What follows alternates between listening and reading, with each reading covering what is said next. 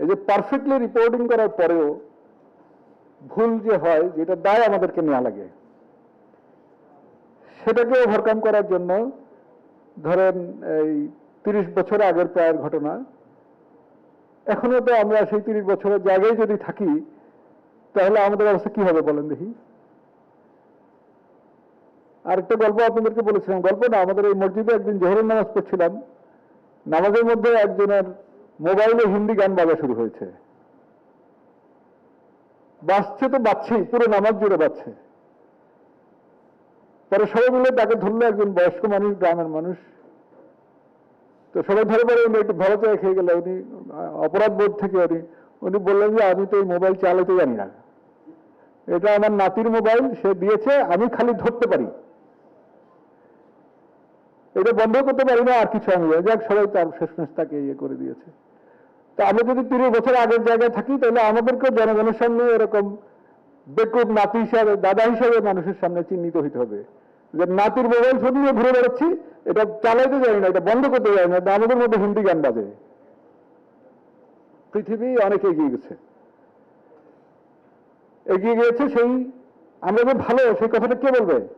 আমরা সবাই মিলে বললাম যে আমরা সবাই ভালো, আমরা বেস্ট, আমাদের বায়োকেমিস্ট্রি বেস্ট, আমাদের ল্যাবরেটরি মেডিসিন বেস্ট, আমাদের ভাইরোলজি বেস্ট, মাইক্রোবায়োলজি বেস্ট। আমরা খালি দাবি করলাম। দাবির ব্যাকগ্রাউন্ড কি? ব্যাকগ্রাউন্ড হচ্ছে যে আমরা ডেইলি 10,000 রোগী দেখি, আমরা ডেইলি 5,000 রিপোর্ট করি, এই ব্যাকগ্রাউন্ড। দাবিকে যদি এস্টাবলিশ করতে হয়, তাহলে অ্যাক্রিডিটেড ল্যাব দরকার। অ্যাক্রিডিটেশন ছাড়া আপনি বলতে পারবেন না যে আপনি ইউ আর দ্য বেস্ট, এটাও বলতে পারবেন না যে ইউ আর অ্যাভারেজ। যতক্ষণ আপনার অ্যাক্রিডিটেশন না হচ্ছে ইউ আর বিলো অ্যাভারেজ। হোক না এটা বিশ্ববিদ্যালয়ের ল্যাব, হোক না অনেক পিএইচডি ধারী এখানে আছেন, হোক না এখানে 752 জন শিক্ষক আছেন, 150 বেশি অধ্যাপক আছেন, এই স্বীকৃতি আপনাকে অ্যাকনলেজড হতে হবে। সেই চেতনা থেকে আমরা অ্যাক্রিডিটেশনের কাজ শুরু করলাম।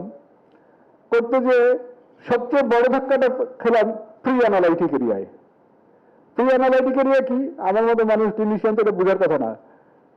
তারপরে এটা নিয়ে বসতে বসতে দেখা গেল যে প্রি অ্যানালাইটিক এরিয়া হচ্ছে ওই দুই সীমার পার্থক্য করা, যে একজনের রিপোর্ট যেন আরেকজন না নিয়ে যায়, সেটা যেন শুরুর থেকেই এই রেজিস্ট্রেশনটা এমনভাবে হয় তা যেন একজনেরটা আরেকজনের কাছে কোনোভাবেই যেতে না পারে। একই সাথে আমাদের প্রয়োজন এনভায়রনমেন্ট। প্রি অ্যানালাইটিক এরিয়া আমাদের বড় বেশি চ্যালেঞ্জ, কিছুটা ওভারকাম করা যাবে এই সফটওয়্যারের মাধ্যমে। আমরা যদি এগিয়ে না যাই, আমাদের সাথে দেশের প্রতিবেশীর, আজকাল তো পৃথিবী ছোট হয়ে গেছে, আজকে আপনাকে দেখাচ্ছে, কালকে মানুষ চেন্নাই চলে যাচ্ছে, পরশু ব্যাংকক চলে যাচ্ছে, তারপরের দিন চলে যাচ্ছে থাইল্যান্ড, তারপরের দিন সিঙ্গাপুর, আপনাকে জাস্টিফাই করছে। রোগী আপনার চেম্বারে এসে আপনাকে অপমানের ভাষায় বলবে, স্যার আপনারা যা বলেছেন তা তো হয়নি।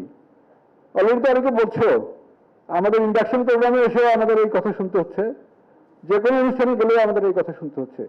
অতএব গুণগত মানকে যদি আমরা উন্নত করতে না পারি, তাহলে এই অটোমেশন ছিল অপরিহার্য একটি অংশ, বরং এটা আমরা কাজে আদায় করছি। কাফারা দেওয়ারও প্রয়োজন আছে। কাফারা দেওয়ার একটা উপায় আছে। আগামী 5 বছরে এই মেডিকেল সায়েন্স, এই ল্যাবরেটরি সায়েন্স, ক্লিনিক্যাল সায়েন্স কোথায় যাবে? নিশ্চিতভাবে এটা কোথায় যাবে? আর্টিফিশিয়াল ইন্টেলিজেন্স ইনক্লুড হবে। কোন জায়গায় ইনক্লুড হবে? প্রিভেন্টিভ সার্ভিসে ইনক্লুড হবে, আউটডোরে ইনক্লুড হবে, ল্যাবরেটরি সার্ভিসে ইনক্লুড হবে, ইমেজিংয়ে ইনক্লুড হবে, পরীক্ষা পদ্ধতিতে ইনক্লুড হবে, এমনকি আমাদের যে লার্নিং প্রসেস আছে সেখানে ইনক্লুড হবে। আপনার এসসিওতে সামনে এআই বেসড এসসিও রাখতেই হবে। এমনকি রোগী এমনও হতে পারে, এমনও সম্ভাবনা আছে যে রোগী বাড়িতে বসে তার মোবাইলের ফিঙ্গার টিপের ইয়েটা দিবে, আর এখানে সিলেক্ট করে দিবে, অতটা সিলেক্ট করাও লাগবে না যে কোন ডিপার্টমেন্টে যাবে এই স্যাম্পল, তখন হয়তো স্যাম্পল লাগতে পারে।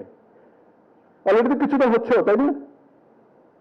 বাড়িতে বসেই তো সে ফিঙ্গার টিপ দিয়ে আমার এখান থেকে ব্লাড সুগার, লিপিড প্রোফাইল, এমনকি হেপাটাইটিস বি ভাইরাস, ডিএনএ এই প্রোফাইলও করে ফেলতে পারে। আগামী দিনে এমন হতে পারে। তাহলে আমরা যদি সেটার সাথে অ্যাকাউন্টেড হতে হয়, তাহলে আমাদের কি করা লাগবে?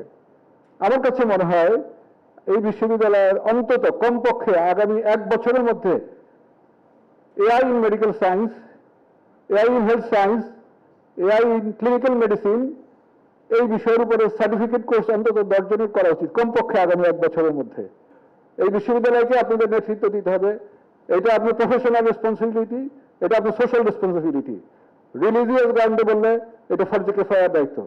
আমাদেরকে দায়িত্ব দেওয়া হয়েছে এই দেশের মেডিকেল সায়েন্সে, পোস্ট গ্রাজুয়েট মেডিকেল সায়েন্সে জনগণের প্রয়োজনে প্রতিযোগিতামূলক বিশ্বে একটা উন্নত স্বাস্থ্য সেবা, শিক্ষা এবং গবেষণাকে এগিয়ে নিয়ে যাওয়ার জন্য আপনাদের অংশগ্রহণে আগামী দিনে এই বিশ্ববিদ্যালয় শুধু দেশে নয় বিদেশেও জ্ঞান অর্জনের, গবেষণার আলোকবর্তিকা হিসেবে ভূমিকা পালন করবে আশা করছি। একই সাথে আজকের এই অনুষ্ঠানের মাধ্যমে আমি এই অটোমেশন কার্যক্রমের উদ্বোধন ঘোষণা করছি।